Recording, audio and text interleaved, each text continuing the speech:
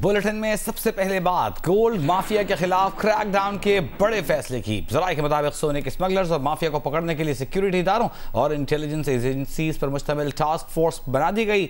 Mafia और smugglers की लिस्टें तैयार कर ली गई। ये टास्क फोर्स क्या करने जा रही है? नुमाइंदा जियो न्यूज़ ज़रमीन ज़हरा हमारे साथ मौजूद है, वो हमें बताएंगी। ज़रमीन बताइए।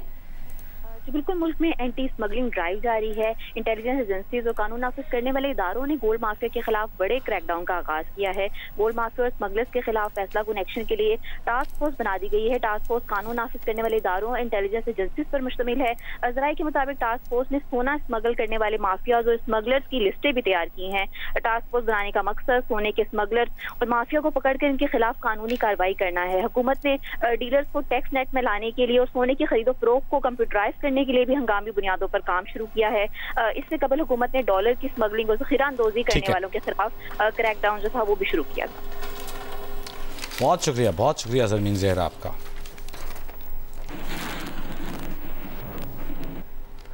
और एशिया कप में पाकिस्तान ने श्रीलंका को जीत के लिए 252 रन का हदफ दे दिया है। इसी बारे में बात करेंगे कोलंबो में मौजूद नुमाइंदा जियो न्यूज़ सुहेल इमरान से। सुहेल, आगाज तो बड़ा धुआंधार किया है। श्रीलंका के ऊपर प्रेशर बहुत है, उन्हें खेलते रहना है, अच्छे रन बनाने हैं।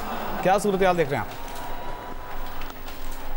खेल जारी है, 32 रन बनाए और एक खिलाड़ी जो बड़े खतरनाक साबित हो सकते थे परेरा वो रन आउट होकर पवेलियन वापस जा चुके हैं। और अब जो सबसे अच्छी चीज ये है कि जो पेशगोई की गई थी थंडरस्टॉर्म के साथ हैवी शावर और बारिश वक्त से जारी रहने की, वो पेशगोई अब रेडार पर मौजूद नहीं है। अब सिर्फ 25 से 30% बारिश के जो है चांसेस रह गए हैं और अब मुमकिन तौर पर मैच जो है वो मुकम्मल होगा और सबकी नजरें इसी चीज के ऊपर हैं कि पाकिस्तान टीम जैसे अच्छा हदफ हासिल करने दिया है श्रीलंका को, इस मैच में कामयाबी हासिल करे और 17 सितंबर को यहाँ पर आपसे सुहेल मजीद तफसील भी लेते रहेंगे। फिल वक्त बहुत शुक्रिया आपका।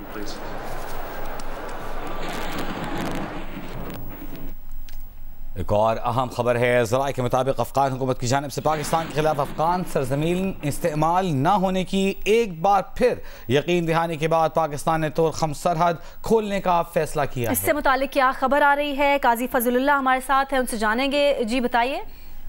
जी, वफाक की हुकूमत ने फैसला किया है कि तोरखम बॉर्डर और सरहदी गुजरगाह जो है कल सुबह 8 बजे से हर किस्म मामूद रफ्त के लिए खोल दिया जाएगा।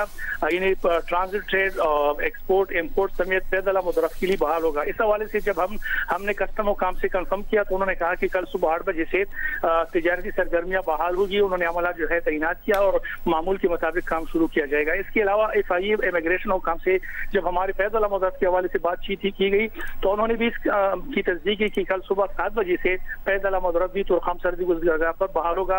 वाज़ेह है कि ये 6 सितंबर को पाकिस्तान और अफगानिस्तान के दरमियान एक चेक पोस्ट के क़याम पर तसादुम हुआ था, कशीदगी पैदा हो गई थी और 6 सितंबर से मुसलसल ये सरहदी गुजरगाह जो है हर किस्म आमद रफ्त और तिजारती सरगर्मियों के लिए बंद रहा। बहुत शुक्रिया काजी फजलुल्लाह आपका।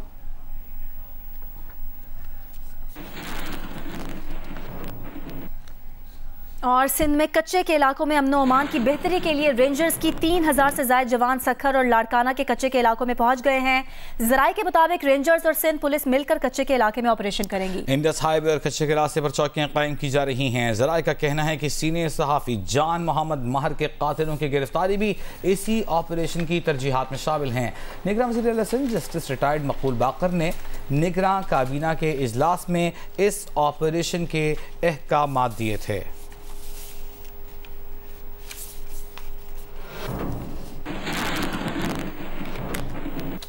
तहरीक इंसाफ ने सदर मुमलिकत आरिफ अलवी का चीफ इलेक्शन कमिश्नर को लिखा गया खत बेजान करार दे दिया। ज़राए के मुताबिक तहरीक इंसाफ का मौक़िफ़ है कि मुशावरत और पैगाम भिजवाने के बावजूद सदर ने इंतखाबात की तारीख तय नहीं की। और अब तहरीक इंसाफ ने 90 दिन में इंतखाबात का मामला कानूनी तौर पर उठाने का फैसला किया है। PTI ज़राए के मुताबिक सदर को तारीख का इख्तियार था, लेकिन ये तजवीज़ से ज़्यादा इख्तियारात को इदारों के हवाले करने जैसा अमल है। रहनुमा पीपल्स पार्टी शाजिया मरी ने कहा है कि इलेक्शन की तारीख कौन देगा ये बात अहम नहीं, अहम बात ये है कि इलेक्शन जल्द अज जल्द हो, हमें लेवल प्लेइंग फील्ड दी जाए। पीपल्स पार्टी की मरकजी मजलिस आमला के इजलास के बाद मीडिया से गुफ्तगू करते हुए शाजिया मरी का कहना था कि मुस्लिम लीग नून जो चाहे इल्ज़ाम तराशी करे, ये फैसला पार्टी करेगी कि उनके साथ कैसे डील करना है। हम किसी सूबे में कमज़ोर नहीं, हमें दीवार से लगाने की कोशिश की जा रही है। इस मौके पर फैसल करीम गुंडी का कहना था कि सिंध में ट्रांसफ़र पोस्टिंग्स पर पाबंदी है, लेकिन दूसरे सूबों में ट्रांसफ़र पोस्टिंग्स हो रही हैं। पाकिस्तान पीपल्स पार्टी कहीं भी कमज़ोर नहीं है। हाँ, ये ज़रूर है कि उसको दीवार से लगाने की कोशिश की जाती है। हाँ, ये ज़रूर है कि पीपल्स पार्टी के फ़लसफ़े पर चलने वालों को ज़्यादा तकलीफ़ें झेलनी पड़ती हैं, लेकिन अगर हमें लेवल प्लेइंग फील्ड दी जाएगी और अगर हमारे रास्ते में जो रुकावटें हैं वो हटा दी जाएंगी और हमें जो पंजाब के साथी बता रहे हैं यहाँ हो रहा है, या जो हमें केपी के साथी बता रहे हैं कि वहाँ हो रहा है, और फिर सिंध की भी आपको अभी कुंडी साहब ने बात की, तो ये जब तमाम जो ज़्यादतियाँ पीपल्स पार्टी के साथ दिख रही हैं और हम महसूस कर रहे हैं और नज़र आ रही है, ये ख़त्म होंगी तो फिर अपने फ़लसफ़े पर बात होगी ना, फिर मैनिफेस्टो पे बात होगी। मुस्लिम लीग नून इल्ज़ाम तराशी करती रहे, ये फिर मेरी पार्टी का फैसला होगा कि हमने किस सतह पे उनके साथ डील करना है। सिंध में तरक्याती कामों को पे पाबंदी लगा दी गई है और सिंध में जो है फ्लड्स के जो मकानात बन रहे थे उनके फंड्स भी रोक दिए गए थे। हालांकि खैबर पख्तूनख्वा और पंजाब में कोई फंड्स नहीं रोके गए, वहाँ पर डेवलपमेंट स्कीम्स भी हो रही हैं, वहाँ पर ट्रांसफ़र पोस्टिंग भी हो रही है, वहाँ पर भर्ती भी हो रही है, जबकि नहीं हो सकती, जो कि नहीं हो सकती, लेकिन सिंध में पाबंदी है, बाकी सूबों में है। मरीम नवाज़ ने कहा है कि मुल्क को इंतकाम नहीं, इत्तेहाद, अमन, माशी तरक्की और महंगाई से निजात का एजेंडा चाहिए। वो यकीन दिलाती हैं कि अवाम के अच्छे दिन आने वाले हैं। नवाज शरीफ अवाम को महंगे बिजली बिलों से निजात दिलाएंगे। मरीम नवाज ने कहा कि 21 अक्टूबर सियासी और जमहूरी तारीख का रोशन बाब बनेगा। नून लीग ने हमेशा तूफानों का मुंह फेरा है और अवाम को रिलीफ दिया है। पार्टी के मुशावरती इजलास से खिताब में मरीम नवाज का कहना था कि अवाम चालबाजों, फ्रॉडियों, झूठों और तशच्चुरों से होशियार रहें।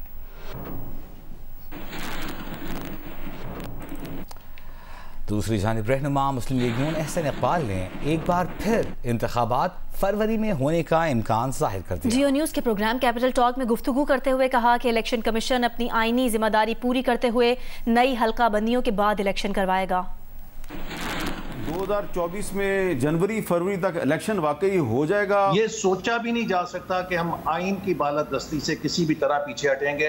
लिहाजा इलेक्शन हल्का बंदी के अमल के फौरन बाद मुझे उम्मीद है कि एंड जनवरी और फरवरी के शुरू में, जो कि एक लॉजिकल टाइम फ्रेम बनता है, इसके लिए इलेक्शन कमीशन अपने आइनी और जिम्मेदारी अदा करेगा। प्लास्टिक की आलूदगी से बचने, कुर्राए अर्ज को और फितरत को महफूज करने, इंसानी रिश्तों को बेहतर बनाने के अहम मौजू को जर्मन परफॉर्मिंग ग्रुप की जानिब से पाकिस्तान थिएटर फेस्टिवल में पेश किया जा रहा है। उनीबा समीर शाह मज़ीद तफसीलात से आगाह करेंगी। पाकिस्तान थिएटर फेस्टिवल में जहां मुख्तलिफ मौज़ूआत पर थिएटर पेश किए जा रहे हैं, वहां आज दुनिया के सबसे अहम मौजू पर बात की जा रही है। माहौलियाती तब्दीली जो सिर्फ पाकिस्तान का मसला नहीं है बल्कि पूरी दुनिया का मसला है। जर्मन परफॉर्मिंग ग्रुप यहाँ पे इस वक्त परफॉर्म कर रहा है। हाथों के ज़रिए इन्होंने अपनी परफॉर्मिंग दी। पीछे बैकग्राउंड में साउंड है जिससे पता चलता है कि पानी की लहरें हैं। ज़मीन जब कुरे अर्ज़ बनी तो इस वक्त वहाँ पे ज़िंदगी कैसी थी। समंदर था, साफ़ समंदर था, उसमें आबी हयात मौजूद थी, जंगलों में जानवर मौजूद थे, हर तरह का यहाँ पे जो जानवर यहाँ पे आबी हयात थे सब मिलजुल कर रहते थे। प्लानट बहुत ही हसीन हुआ करता था। लेकिन फिर इंसानों का इर्तिका हुआ और इंसानों ने अपनी सहूलत के लिए बहुत सी चीज़ें ईजाद की। इसमें से एक चीज़ प्लास्टिक है। ये हमें भी आलूदा कर रहा है क्योंकि जब ये प्लास्टिक टूटता है, ये माइक्रो प्लास्टिक बनता है और किसी न किसी ग़िज़ाई साइकिल में शामिल होकर ये वापस हमारे ही मैदे में आ जाता है। हम बीमार हो जाते हैं। इसमें यह भी बताया गया कि हम तरक्की करते गए, कारें आ गई, बसें आ गई, टीवी आ गया, कंप्यूटर आ गया, मोबाइल आ गया और रिश्ते ख़त्म होते गए, लोग एक दूसरे से दूर होते गए, दरख्त कटते गए और कंक्रीट का जंगल बनता गया और यूँ हमारा जो कुरे अर्ज़ है, जो उसका हुस्न था, वो तबाह होता गया। यहाँ पर सबसे अच्छी बात यह है जो मुझे लगी वो ये है कि यहाँ पे यंगस्टर्स को, नौजवानों को शामिल किया गया है। यहाँ पे लियारी के बच्चों को इस शो में शामिल किया गया है क्योंकि अभी वो इनकी ये समझने की उम्र है कि हमें किस तरह से अपने कुरे अर्ज़ को बचाना है। क्योंकि खूबसूरती और हुस्न तो यही है कि हम अपनी जो फितरत है, अपनी जो कुदरती वसाइल है, उनको महफूज करें। तो इस टॉपिक पर आज बात की जा रही है। जी। امریکی deputy chief of mission Andrew Schofer نے ماحول دوست جہاز رانی میں پاکستان کی معاونت کے عزم کا اعادہ کیا ہے۔ ماحولیاتی تبدیلی کے شدید اثرات سے نمٹنے کے لیے دوسری گرین شپنگ گول میں اس کانفرنس کا انعقاد کیا گیا۔ اینڈریو شافر وزیر اعظم کے پولیٹیکل سیکرٹری حسین اسلام، وزارت جہاز رانی کی ڈائریکٹر جنرل برائے پورٹس اینڈ شپنگ عالیہ شاہد نے ان کی میزبانی کی۔ امریکی deputy chief of mission Andrew نے ماحولیاتی تبدیلی کے سدباب کے لیے فوری اور اجتماعی عملی اقدامات کی ضرورت پر زور دیا۔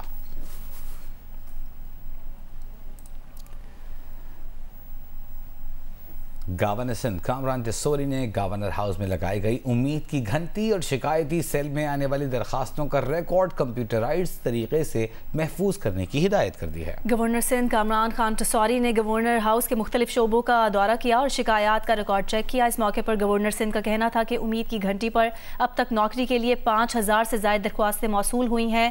نوکری کے لیے موصول درخواستوں کے لیے پورٹل بنایا جائے گا۔ ڈیٹا شیئرنگ سے ہر نجی ادارہ اپنی ضرورت، تجربے اور تعلیم کے مطابق افراد کو ملازم رکھ سکے گا۔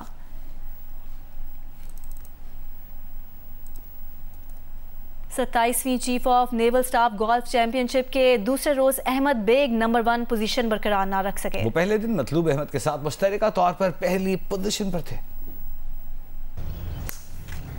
کراچی گولف کلب میں chief of naval staff golf championship کے دوسرے روز پروفیشنل گولفرز کے درمیان دلچسپ مقابلے ہوئے۔ گزشتہ ہفتے پاکستان اوپن کا ٹائٹل جیتنے والے احمد بیگ جو پہلے روز 4 انڈر پار کے ساتھ ٹاپ پوزیشن پر تھے، اب دوسری پوزیشن پر چلے گئے۔ احمد بیگ دوسرے روز زیادہ اچھا کھیل کا مظاہرہ نہ کر سکے اور 2 انڈر پار کے ساتھ دوسرے راؤنڈ میں 70 کا اسکور بنا سکے۔ احمد بیگ کا مجموعی اسکور 138 ہے۔ مطلوب احمد اب بھی پہلے نمبر پر موجود ہیں۔ انہوں نے دوسرے راؤنڈ میں 3 انڈر پار کے ساتھ 69 کا اسکور بنایا۔ ان کا مجموعی اسکور 137 ہے۔ محمد اشفاق نے دوسرے روز شاندار کھیل کا مظاہرہ کیا اور وہ محمد شہزاد کے ساتھ 139 اسکور کے ساتھ مشترکہ طور پر تیسرے نمبر پر ہیں۔ پہلے روز 10ویں نمبر پر رہنے والے محمد شبیر نے دوسرے روز کم بیک کیا اور 6ٹھی پوزیشن پر آ گئے۔ محمد شبیر نے دوسرے راؤنڈ میں 2 انڈر پار 70 کا اسکور بنایا۔ جمعے کو چیمپئن شپ کے لیڈیز، جونیئر اور ویٹرنز کیٹیگری کے مقابلے بھی شروع ہوں گے۔ چیمپئن شپ کی انعامی رقم 1,11,00,000 روپے ہے۔